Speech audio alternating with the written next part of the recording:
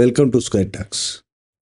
సరే, ఇప్పుడు గద్దర్ అవార్డులకు సంబంధించి రాజకీయాలు ఉన్నాయి అనేది మీరు ఇప్పుడు మాట్లాడుతున్న మాటలు అవును. అర్థమవుతుంది. సరే, అవును. పక్కన పెడితే ఇదే సినిమాకు సంబంధించి ఇంకొక ఇష్యూ, ఈ గద్దర్ అవార్డులు తెలంగాణకు సంబంధించింది అయితే, పవన్ కళ్యాణ్కి సంబంధించిన ఇంకో ఇష్యూ ఏపీలో నడుస్తుంది. పవన్ కళ్యాణ్ ఆగ్రహం వ్యక్తం చేయడం, వాళ్ళ పార్టీలో ఒక అతన్ని సినిమా ఫీల్డ్కి సంబంధించిన అతన్ని సస్పెండ్ చేయడం, ఒక ఎగ్జిబిటర్ని సస్పెండ్ చేయడం, అంతా గొడవ జరుగుతుంది.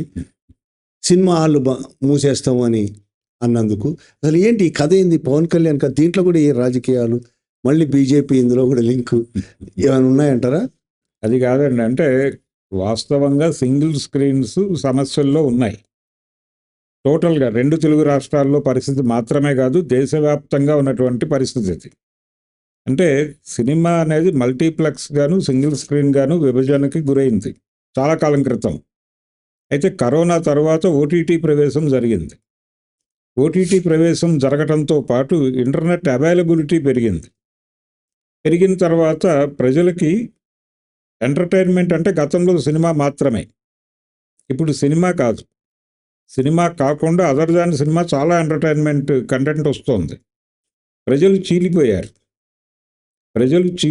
ఇంతకుముందు సినిమాకి వెళ్ళేటువంటి వాళ్ళు సినిమాకి వెళ్ళటం, అక్కడ కూర్చోవటం కన్నా కూడా ఇంకేదైనా బెటర్ మెథడ్ ఉందా సినిమాని వాచ్ చేయటానికి అంటే ఓటీటీ దాకా కూడా ఆగట్లేదు. అది ఐ బొమ్మలోనో ఇంకో బొమ్మలోనో వచ్చేస్తుంది. అక్కడ షో పడిన 1 అవర్లో వచ్చేసిన తర్వాత దాన్ని డౌన్లోడ్ చేసుకుని హ్యాపీగా ఇంట్లో కూర్చొని చూస్తున్నారు. దీనికి ఒక ప్రధానమైన కారణం ఏంటంటే థియేటర్ మోర్ ఎక్స్పెన్సివ్గా మారిపోయింది. కాబట్టి థియేటర్కి వెళ్ళి చూసేంత ఉందా ఈ సినిమాలో? లేనప్పుడు ఎందుకు థియేటర్కి వెళ్ళాలి? ట్రాన్స్పోర్టేషన్ ఛార్జెస్ కూడా పెరిగినాయి. అందుకని జనం చూజీగా ఉంటున్నారు. ఇదివరకట్లాగా సరదాగా వెళ్ళి సినిమా హాల్లో కూర్చుందాం అని అనుకోవడం లేదు. రెండోది, సింగిల్ స్క్రీన్స్కి వచ్చిన ప్రాబ్లం ఏంటంటే వాళ్ళు కూడా టికెట్ రేట్లు పెంచి అమ్మాల్సినటువంటి ఒక గత్యంతర పరిస్థితి ఉంది. ఈ టిక్కెట్లు రేట్లు పెంచడం దగ్గర ఆడియన్స్కి మోర్ ఎక్స్పెన్సివ్ అవుతుంది. అంటే థియేటర్ ఆడియన్ ఫ్రెండ్లీగా ఉండటం లేదు. అందుకని జనాలు థియేటర్కి వెళ్ళటం కంటే కూడా ఇది ఇంకో పద్ధతిలో చూడటం బెటర్ సినిమా అనే దీనికి వెళ్ళిపోయారు. ఈ టిక్కెట్ల రేట్లు పెంచకపోతే ఊరుకోము అని పవన్ కళ్యాణ్ గారే మాట్లాడారు రిపబ్లిక్ అనేటువంటి సినిమా ఫంక్షన్లో. డిమాండ్ అండ్ సప్లై అనేటువంటి కనీసపు ఎకనామిక్స్ తెలియకుండా ఎలా ప్రభుత్వాలు నడుపుతారు మీరు అని జగన్మోహన్ రెడ్డిని నిలదీశాడు ఆయన. మా సినిమాకి డిమాండ్ ఉంది కాబట్టి మేము రేటు పెంచి అమ్ముతాము, దానికి నీకు ఉన్నటువంటి అభ్యంతరం ఏమిటి? ప్రభుత్వం పరిపాలన చూసుకోండి, ఈ గొడవలన్నీ ఎందుకు అని సాక్షాత్తు పవన్ కళ్యాణ్ వారి అన్నగారు అయినటువంటి చిరంజీవి గారు ఇద్దరూ మాట్లాడారు. ఇప్పుడు ఎందుకు ప్రభుత్వం పట్టించుకోవాలి? మీరు నటిస్తే ఒకలాగాను, అంటే మీరు నటించారు, మీరు నటుడే, మీరు అధికారంలో ఉంటే ఒకలాగాను, మీరు ప్రతిపక్షంలో ఉంటే ఒకలాగాను ఎలా వ్యవహరిస్తుంది ప్రపంచం? ఎప్పుడైనా ఒకేలాగా ఉండాలి కదా. ఇప్పుడు సింగిల్ స్క్రీన్స్ వాళ్ళకు 100 సమస్యలు ఉన్నాయి. పెద్ద హీరోల సినిమాలు రెగ్యులర్గా రావడం లేదు. పెద్ద హీరోల సినిమాలు వస్తే తప్ప జనాలు థియేటర్కి రావడం లేదు. పెద్ద హీరోల సినిమాలకు కూడా 4 రోజులు 5 రోజులు మాత్రమే వస్తున్నారు. ఆ తర్వాత ఏమిటి పరిస్థితి? ఆ తర్వాత అక్కడ పార్కింగ్ ఉండదు, థియేటర్లోకి వచ్చేవాడు ఉండడు, ఎవరు వచ్చినా రాకపోయినా 20 మంది పని చేయాలి అక్కడ, వాళ్ళందరికీ జీతాలు ఇవ్వాలి. ఈ డబ్బులు ఎక్కడి నుంచి తీసుకురావాలి మేము అనేది వాళ్ళ గొడవ. అందుకని రెంటల్ పద్ధతి అనేది ఉంది, ఇప్పుడు నడుస్తున్న పద్ధతి అదే. ఈ రెంటల్ పద్ధతి ఓకే, మాకు దీంతో భేదాభిప్రాయం లేదు. కానీ పెద్ద హీరో సినిమా వచ్చి జనాలు వచ్చిన రోజుల్లో మాకు పర్సంటేజ్ ఇవ్వండి, ఆ పర్సంటేజ్ డబ్బులు దగ్గర పెట్టుకుని మిగిలిన రోజులు గడుపుతాం మేము అని వాళ్ళు అడుగుతున్నారు. దీనికి సూత్రప్రాయంగా ఛాంబర్ అంగీకారం చెప్పింది, కానీ ప్రాక్టికల్గా అది ఇంప్లిమెంట్ కావడం లేదు. గతంలో సురేష్ బాబు వీళ్ళందరూ ప్రెస్ మీట్ పెట్టి మరీ చెప్పారు, ఇది ఈరోజు గొడవ కాదు, దాదాపు 4-5 ఏళ్లుగా నడుస్తున్నటువంటి గొడవ. పెద్ద హీరోలు సినిమాలు చేయడం తగ్గించేశారు. ఒక్కొక్క హీరో 3 ఏళ్లకు ఒక రిలీజ్ పెట్టుకుంటున్నాడు, ఒక హీరోకి 1.5 ఏళ్లకు ఒక రిలీజ్ వస్తుంది. దీంతో సంవత్సరానికి పెద్ద హీరోల సినిమాలు 5, 6 అంతకు మించి రావడం లేదు. ఒకప్పుడు పెద్ద హీరోల సినిమాలు నెలకి 10 రిలీజ్ అయ్యేవి. ఎన్టీ రామారావు గారు సంవత్సరానికి 12 సినిమాలు చేసేవాడు, నెలకు ఒక రిలీజ్ ఉండేది. కృష్ణ గారి సినిమాలు నెలకి 2 ఉండేవి. ఈ గ్యాప్లో శోభన్ బాబు, కృష్ణరాజు, మరొకరు చంద్రమోహన్, వీళ్ళ సినిమాలు ఉండేవి. అంటే ప్రతి వారము 2 కొత్త సినిమాలు రిలీజ్ అయిపోయాయి. దాంతో థియేటర్లు కళకళలాడేవి. అంటే ఆప్షన్ ఉండేది జనాలకి, ఈ సినిమాకి వెళ్ళాలా ఆ సినిమాకి వెళ్ళాలా తేల్చుకుని వెళ్ళేవాళ్ళు. దీంతో పాటు సినిమా టిక్కెట్ల ధరలు తక్కువ ఉండేవి, థియేటర్లో స్నాక్స్ రేట్లు తక్కువ ఉండేవి. ఇప్పుడు రూపాయి టిక్కెట్ ఉంటే 10 పైసలు సమోసా ఉండేది. ఇప్పుడు టిక్కెట్టు 150 పెట్టి టిక్కెట్ కొనుక్కుంటే లోపలికి వెళ్ళి పాప్కార్న్ 190 రూపాయలు పెట్టి కొనుక్కోవాల్సిన పరిస్థితి. అది చిన్నదైతే. పెద్దది కొని ఫ్యామిలీ ప్యాక్ తీసుకోవాలంటే కనీసం 600 అవుతుంది. ఇది కండిషన్. ఇటువంటి పరిస్థితుల్లో వాళ్ళు ఏం చేస్తున్నారు, మల్టీప్లెక్స్లు ఉంటాయి. మల్టీప్లెక్స్ అనేది అది ఒక తరహా ప్రేక్షకుల కోసం నిర్మాణం జరుపుకునేటువంటి థియేటర్. అక్కడ వాళ్ళు అది సెలబ్రేటివ్ మూడ్లో వస్తారు. వాళ్ళు ఆ సెలబ్రేటివ్ మూడ్లో వచ్చిన వాళ్ళు ఇలా ఈ డబ్బులు పెట్టి కొనేస్తారు అనేది వాళ్ళ ఉద్దేశం. దీంతో పాటు ఇప్పుడు మల్టీప్లెక్స్ యాజమాన్యం కేంద్ర ప్రభుత్వానికి ఒక విజ్ఞప్తి చేసింది, అది పెండింగ్లో ఉంది. ఏ క్షణమైనా సంతకం పెట్టచ్చు. మల్టీప్లెక్స్ల్లోకి లిక్కర్ అలౌ చేయండి, లిక్కర్ సర్వ్ చేయడానికి అనుమతి ఇవ్వండి అని అడుగుతున్నారు. అంటే సినిమా అనేది మందులో మంచిగా మారిపోయేటువంటి ప్రమాదం అతి సమీపంలో ఉంది. అంటే సెలబ్రేటివ్ మూడ్లో వచ్చేటువంటి ఆడియన్స్ని మేము ఎంగేజ్ చేయాలి కదా అంటున్నారు వాళ్ళు. అది మల్టీప్లెక్స్లు గొడవ. సింగిల్ స్క్రీన్కి వచ్చేసరికి అసలు ఆ పెద్ద హీరో సినిమా వచ్చినప్పుడు జనాలు వస్తున్నారు, తర్వాత వచ్చిన చిన్న సినిమాలకు ఎవరు రావట్లా. ఎందుకు రావడం లేదంటే కంటెంట్ అవైలబిలిటీ ఉంది కాబట్టి. ఎందుకు వెళ్ళాలి, ఆ సినిమా బాగుంటుందో బాగోదో తెలియకుండా ఎందుకు థియేటర్కి వెళ్ళాలి, చూద్దాం సాయంత్రం ఎవడో ఒకటి డౌన్లోడ్ చేసి పంపిస్తాడు కదా ఫోన్లోనే చూసుకుందాం అనే పరిస్థితికి వచ్చేసారు ప్రేక్షకులు. దాంతో ఎలా నడపాలి థియేటర్ అనేది అర్థం కాక విజయవాడ అప్సరా థియేటర్ లాంటిది మూతపడింది. అంటే ఆ థియేటర్లో సినిమా వేస్తే అది ఎలా ఉన్నా ఆడేస్తుంది అనే ఇండస్ట్రీ నమ్మినటువంటి థియేటర్ అది. సెంటర్లో ఉంటుంది అది, అక్కడే బస్సులు దిగుతారు అందరూ. అలా వెళ్ళిపోయేవాళ్ళు సినిమాకి. అది ఏమిటి అనే దాంతో సంబంధం లేకుండా లోపలికి వెళ్ళి సినిమాలను విజయవంతం చేసినటువంటి చరిత్ర ఉంది దానికి. ఆ థియేటర్ జనం రావట్లేదని చెప్పి మూస్తారు. అంటే అమరావతి దగ్గర జరుగుతోంది కాబట్టి విజయవాడ సెంటర్ని తీసుకుంటే ఒకప్పుడు 40 సింగిల్ స్క్రీన్స్ ఉన్నటువంటి విజయవాడలో ఇప్పుడు 7 మాత్రమే ఉన్నాయి. అవి కూడా ఏ క్షణమైనా మూతపడిపోతాయి. ఎన్టీ రామారావు గారికి చెందినటువంటి 2 థియేటర్లు పడగొట్టేసి కాంప్లెక్స్ కడుతున్నారు. శాంతి ప్రశాంతి అనేటువంటి థియేటర్లు వెళ్ళిపోయినాయి, ఏవీ లేవు. ఇప్పుడు దాదాపుగా గాంధీనగర్ ఖాళీ అయిపోయింది. సినిమా డిస్ట్రిబ్యూటర్లు లేరు, సినిమా హాళ్ళు లేవు. ఇటువంటి పరిస్థితుల్లో వాళ్ళు ఉన్న థియేటర్లను కాపాడుకోవడానికి వాళ్ళు అడుగుతున్న కోరిక ఏంటి, ట్యాక్స్ ఎగ్జంప్షన్ ఇవ్వండి మాకు, ఉన్న పరిస్థితులను దృష్టిలో పెట్టుకుని.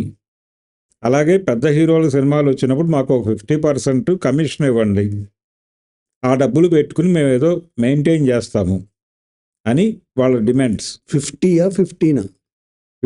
వరకు, ఓకే, 30 to 50 ఆల్రెడీ మీరు మల్టీప్లెక్స్కి ఇస్తున్నారు, ఆ ఇచ్చేదేదో మాకు కూడా ఇవ్వండి అని అడుగుతున్నారు. 30% ఇచ్చినా చాలు అంటున్నారు. 50 వరకు ఇస్తే ధర్మము అనే అభిప్రాయం కొంతమందిలో ఉంది. ఇది కండిషన్.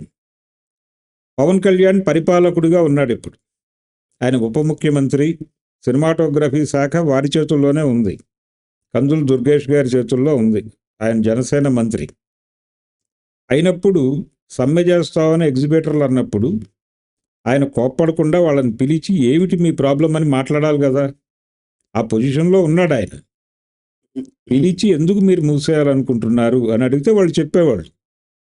దానికి పరిష్కార మార్గం ఏదో చెప్పేసి ఉంటే వాళ్ళు థియేటర్లు తెరిచేవాళ్ళు. అలా కాకుండా ఆయన ఒక రకమైనటువంటి రౌడీయిజాన్ని ప్రదర్శించాడు.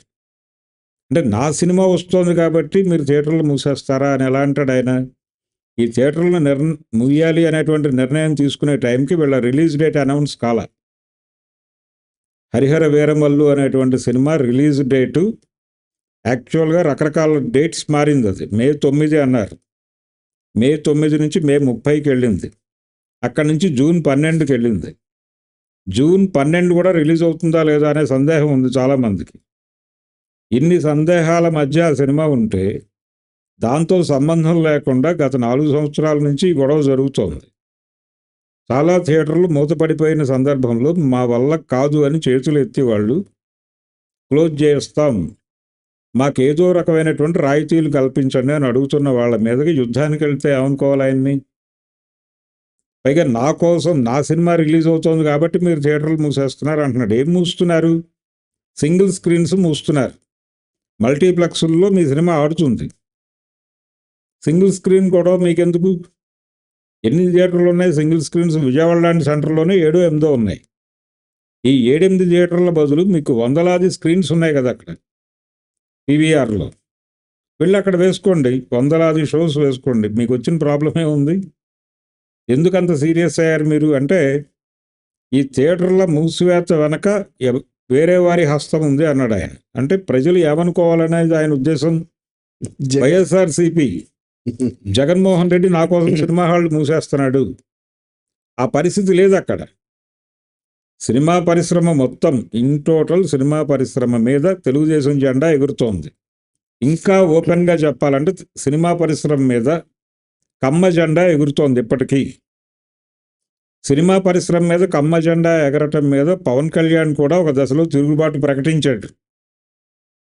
అంటే ఆయన మీద కత్తి మహేష్, శ్రీరెడ్డి వీళ్ళందరూ విరుచుకుపడి విపరీతంగా విమర్శలు చేసినటువంటి సందర్భంలో ఆయన ఒకరోజు ఛాంబర్ మీద దండయాత్ర చేశాడు పవన్ కళ్యాణ్. ఆయన మర్చిపోయి ఉండొచ్చు కానీ ఇది జరిగిన విషయం. ఆ సందర్భంగా ఆయన క్లైమ్ ఏమిటి? ఆ రోజున నన్ను ఇంతమంది ఇష్టం వచ్చినట్టు మాట్లాడుతుంటే సినిమా పరిశ్రమ నుంచి ఎవరు ఎందుకు మాట్లాడట్లేదు అని నిలదీయటం కోసం ఆ రోజున ఛాంబర్ మీదకు దండయాత్రకు వెళ్ళాడు ఆయన.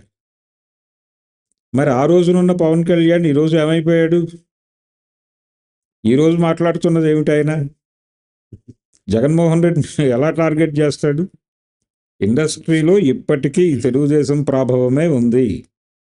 సినిమా పరిశ్రమ మీద తెలుగుదేశం జెండాయే ఎగురుతోంది చాలా స్పష్టంగా. అంటే పవన్ కళ్యాణ్ దెబ్బ కొట్టడం కోసం తెలుగుదేశం గ్రూపే ఈ విధంగా చేసింది అంటారా? మరి ఆ అభిప్రాయంగా ఉండొచ్చు కదా. ఆ ఎగ్జిబిటర్లలో జనసేన పార్టీకి చెందిన ఆయన కూడా ఉన్నాడు. ఆయన్ని బయటికి లాగారు. అంటే బయట నుంచి వచ్చిన విమర్శ అది. మీ పార్టీ నాయకులు కూడా ఉన్నారు ఇక్కడ ఎగ్జిబిటర్లు అని విమర్శ వచ్చినప్పుడు ఆయన మీద చర్యలు తీసుకుని ఆయన బహిష్కరించారు.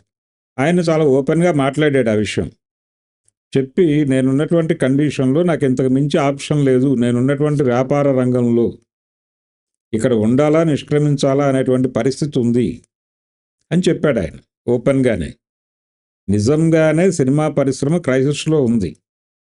ఈ క్రైసిస్ నుంచి బయటపడటానికి పెద్ద హీరోల సినిమాలు ఎక్కువ రావాల్సిన అవసరం ఉంది. సినిమా రిలీజులు పెరగాలి. గతంలో లాగా లేకపోయినా కనీసం అందులో సగమో 3/4 వంతు జరగాలి. చిన్న సినిమాలు మాత్రమే థియేటర్లను సస్టైన్ చేయలేవు. అలాగే ట్యాక్స్ ఎగ్జంప్షన్ ఇవ్వాలి, ధరలు తగ్గించడానికి అవకాశం కల్పించాలి. ధరలు పెంచుకోవడానికి ఎలాగైతే అవకాశం కలిగిస్తున్నారో టిక్కెట్ల రేట్లు తగ్గించుకోవడానికి కూడా అవకాశం కల్పించాలి. అలాగే కమ్యూనిటీ థియేటర్లను ప్రమోట్ చేయవచ్చు. కమ్యూనిటీ థియేటర్లు అంటే ఇప్పుడు బలహీన వర్గాల బడుగు బలహీన వర్గాల కోసం కడుతున్నటువంటి గృహ సముదాయాల్లో ఒక కమ్యూనిటీ థియేటర్ కట్టండి, ఒక 100-120 కెపాసిటీను పెట్టి అక్కడ కొన్ని షోస్ వేయండి.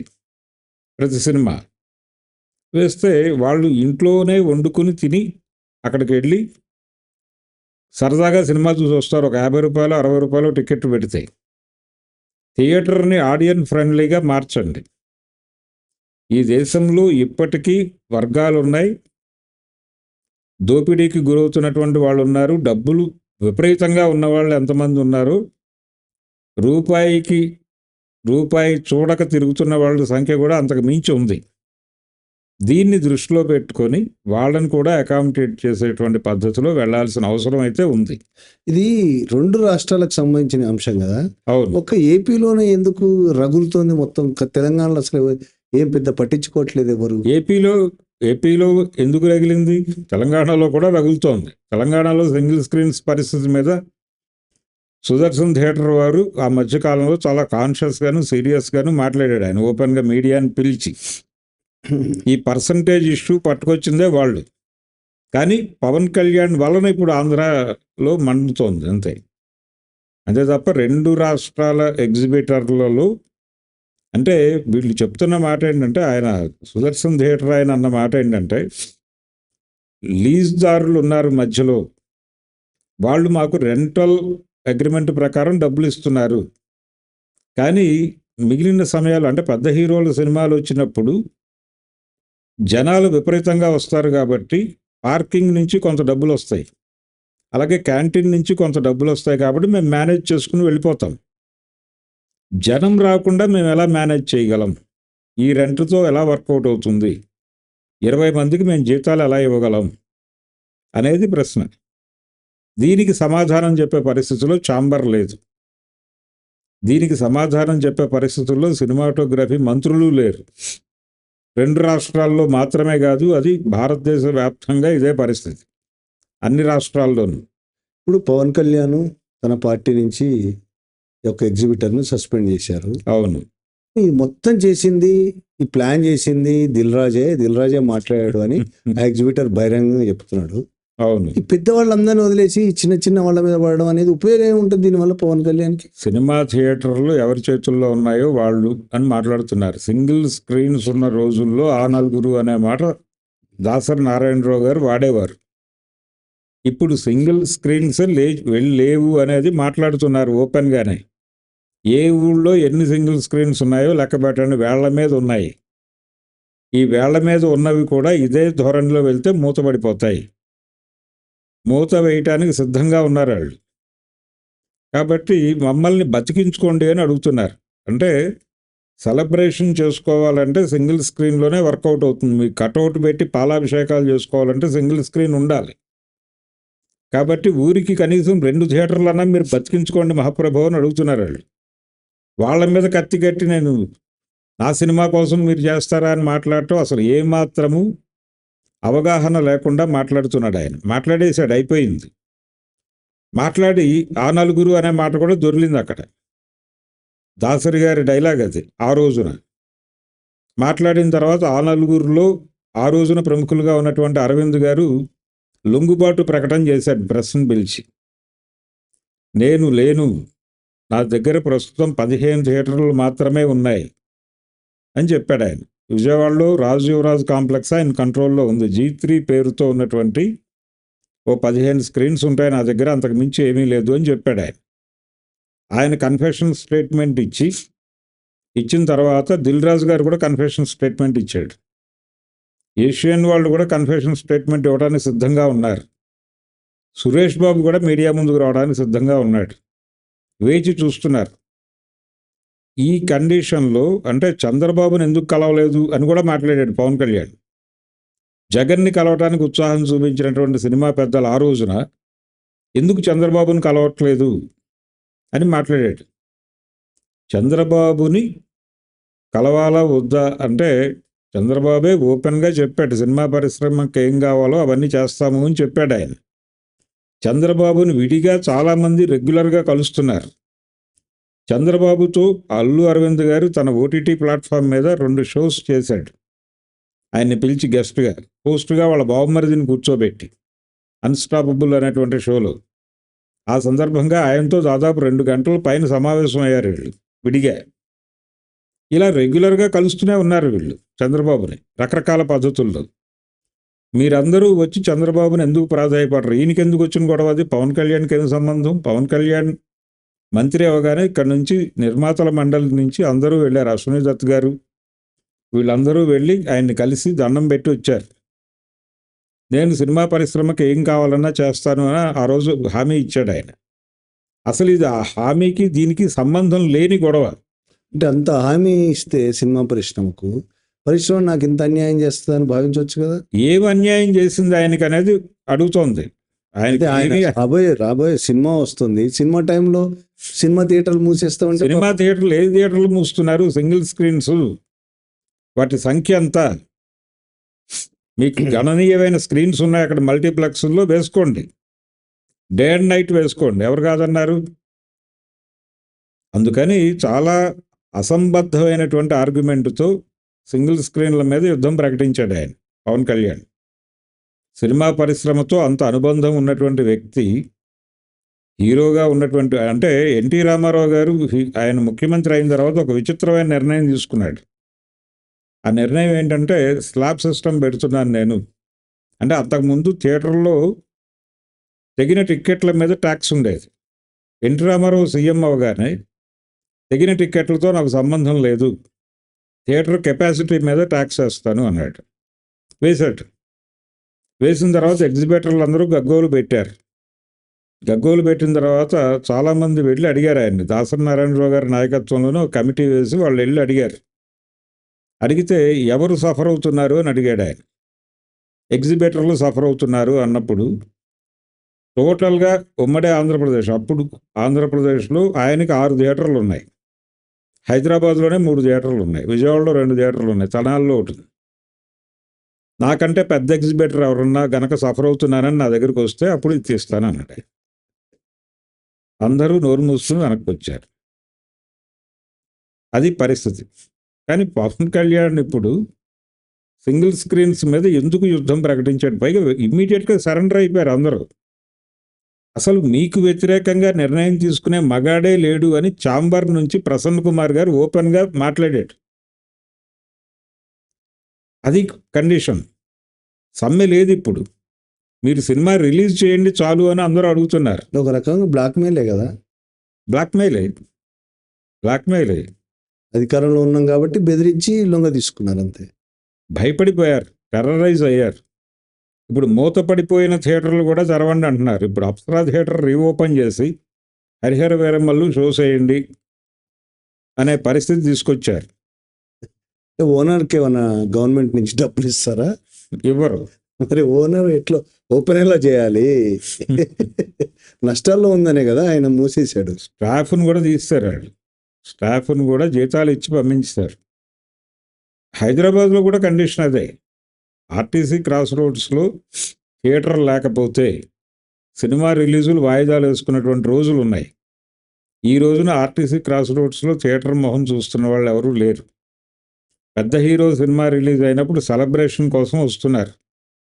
ఆ సెలబ్రేషన్కి సిద్ధంగా సినిమా థియేటర్లు లేవు అక్కడ. సంధ్యా థియేటర్ ఇన్సిడెంట్ మనకు తెలుసు, పుష్పకి జరిగింది. అంటే ఆ థియేటర్ కెపాసిటీ ఏమిటి? 2 వీలర్ పార్కింగ్కి అనుకూలంగా నిర్మాణం జరుపుకునేటువంటి థియేటర్లు అవి. అంటే ప్రతి మనిషి కారు వేసుకొస్తాడు, ఆ పరిస్థితులు వస్తాయని ఊహించి లేని కండిషన్లో ఆ సినిమా నిర్మాణం జరిగింది, ఆ సినిమా థియేటర్ నిర్మాణం జరిగింది. ఇప్పుడు వస్తున్నటువంటి కార్లని ఎక్కడ అకామిడేట్ చేయాలో అర్థం కాక మొత్తం ఆ రోడ్డు అంతా కార్లు పెట్టిస్తున్నారు వాళ్ళు. అంటే పెద్ద హీరో సినిమాలు వస్తాయి. ఇది కేవలం హైదరాబాద్ కండిషన్ మాత్రమే కాదు, ప్రతి ఊళ్ళోనూ ఇదే పరిస్థితి. అందుకని సింగిల్ స్క్రీన్స్ అనేవి క్లోజ్ చేయటం బెటరు అనేటువంటి ఒక అభిప్రాయం చాలామందిలో ఉంది. అందుకని సింగిల్ స్క్రీన్స్ని కాపాడుకోవాలా, ఏం చేయాలి అనేది ఒక పెద్ద ప్రశ్న. దాని మీద ఒక విస్తృతమైన చర్చ జరగాల్సిన అవసరం ఉంది. నువ్వు ప్రభుత్వంలో ఉన్నావు, వాళ్ళు సమ్మె చేస్తావన్నారు, నువ్వు పిలిచి మాట్లాడాలి కదా. అసలు ఇవన్నీ తప్పే. నువ్వు పరిపాలకుడివి, నువ్వు రాజువి, నువ్వు వాళ్ళని పిలిచి మీరు ఎందుకు సమ్మె చేద్దాం అనుకుంటున్నారు అని అడగాలి కదా. నువ్వు అది అడగకుండా నా సినిమా వస్తుంది కాబట్టి నువ్వు థియేటర్ మూస్తావని మాట్లాడటం అనేది ఎంత ఏకపక్ష ఆర్గ్యుమెంట్ అది. అటువంటి కండిషన్లో పవన్ కళ్యాణ్ గారు నోరు పారేసుకున్నాడు. నోరు పారేసుకోవటమే ఓపెన్గా. ఎవరు ఏమనుకున్నా ఆయన గాయపడ్డాడు కాబట్టి ఆయనలాగా నేను కూడా గాయపడాలి, ఆయనలాగా ఆయన ఆక్రోశాన్ని నేను ప్రపంచానికి తెలియజేయాలి అని చెప్పి ఆయనకి మించినటువంటి టోన్లో కందుల దుర్గేష్ గారు మీడియా ముందుకు వచ్చి ఇంకొంచెం సీరియస్ అయ్యాడు. లేకపోతే మంత్రి పదవి పోతుంది కదా, ప్రాబ్లం అది కూడా కావచ్చు కదా. ఇప్పుడు ఆయనకు ఒక ప్రాబ్లం ఉంది ఆల్రెడీ. నాగబాబు గనక మంత్రి పదవి ఇస్తాను అని చంద్రబాబు అంటే ఈయన మంత్రి పదవి పోతుంది. కందులు దుర్గేష్ బయటకు రావాల్సి ఉన్నవాడు. ఎందుకంటే ఆ పార్టీకి ఉన్నటువంటి కెపాసిటీ ప్రకారం ముగ్గురిని మాత్రమే అకామిడేట్ చేయగలరు. నాదెండ్ల మనోహర్ని తీసేసి నాగబాబుని అకామిడేట్ చేయాలి, లేదంటే దుర్గేష్ని తీసి అకామిడేట్ చేయాలి. మనోహర్ని వదులుకుంటే అతను ఒక సామాజిక వర్గానికి చెందినవాడు. అప్పుడు ముగ్గురు ఒకే సామాజిక వర్గానికి చెందినవాడు. డైరెక్ట్ కులాల పేరు చెప్పి ఇప్పుడు ఓ సామాజిక వర్గం అనే మాట. అవునండి, ఇప్పుడు ఆయనేమో కమ్మ సామాజిక వర్గానికి చెందిన కమ్మ కులానికి చెందినవాడు. అలా చెప్పాను. ఇప్పుడు ఏమవుతుంది, అతన్ని తీసి నాగబాబుని పెడితే ముగ్గురు కాపులు అవుతారు. ముగ్గురు కాపులు అవటం కంటే కూడా మనోహర్ని యాజిటీస్గా ఉంచి దుర్గేష్ని తప్పించి నాగబాబుని అక్కడ అకామిడేట్ చేసి దుర్గేష్ బయటకు రాక తప్పని పరిస్థితి. ఇది ఒక గొడవ ఉంది అక్కడ. అందుకోసం దుర్గేష్ ఆ విధంగా పవన్ కళ్యాణ్ని ఆవేశపడ్డాడు. కానీ సింగిల్ స్క్రీన్ గురించి సమస్య పరిష్కారం అయిపోయిందా? కాలేదు. అంటే సమ్మె లేదు అంటున్నారు కదా. సమ్మె లేదు. రేపు సినిమా రిలీజ్ అయిపోయిన తర్వాత దాని గొడవ ఏంటో తేలిపోయిన తర్వాత అప్పుడు చూద్దామని మాట్లాడుతున్నారు మిగిలిన పెద్దలందరూ. ప్రస్తుతానికి సినిమా రిలీజ్ కానివ్వండి. అంటే సినిమా ఇండస్ట్రీ గొడవ ఏంటంటే జగన్మోహన్ రెడ్డి గారు ఎలాగైతే అడ్డం తిరిగి సినిమా రేట్లు పెంచుకోనివ్వను, టిక్కెట్ల రేట్లు పెద్ద హీరోల సినిమాలు వచ్చినప్పుడు టిక్కెట్ల రేట్ల పెంపుకు అడ్డం పడతారేమో వీళ్ళు అనే భయం చొప్పున వీళ్ళు ఆగిపోయారు. సింగిల్ స్క్రీన్స్ గొడవ తర్వాత చూద్దాం, ప్రస్తుతానికి ఒక 4 రోజులు తెరిచుంచండి ఏమవుతుంది అన్న పద్ధతిలో వీళ్ళని కూల్ చేశారు, సమ్మెని లేకుండా చేశారు. సో ఇప్పుడు సినిమా రిలీజ్ అవుతుంది 12వ తారీఖు. రిలీజ్ ఆడేసి వెళ్ళిపోయిన తర్వాత వాళ్ళ గొడవ ఏంటి అనేది చూస్తారు. ఇది పరిస్థితి. అంటే ఇక్కడ సినిమా థియేటర్లలో టిక్కెట్ల రేట్లు పెంపు చేయటం అనేది కూడా దుర్మార్గమే అని గతంలోనే చాలామంది మాట్లాడారు. అంటే పెద్ద హీరో సినిమా వచ్చినప్పుడు మొదటి వారం రోజులు టిక్కెట్ల రేట్లు మా ఇష్టం వచ్చినట్టు పెంచుకుంటాం అన్నారు. ఆ వాదనని పవన్ కళ్యాణ్ బలంగా సమర్థించి డిమాండ్ అండ్ సప్లై అని ఒక సిద్ధాంతం కూడా మాట్లాడేశాడు ఆయన. బాగానే ఉంది. ఎవరిని తింటున్నారు మీరు? ఎవరు వస్తారు మీ సినిమాలకు? మొదటి 3 రోజులు మీ అభిమానులు వస్తారు. అంటే మీరు ఎవరిని కోసుకు తినేస్తున్నారు? మీ అభిమానుల్ని కోసుకు తినేస్తున్నారు. అది పరిస్థితి. సాధారణ ప్రేక్షకుడు ఈ రేట్లలో సినిమా చూడటానికి భయపడుతున్నాడు.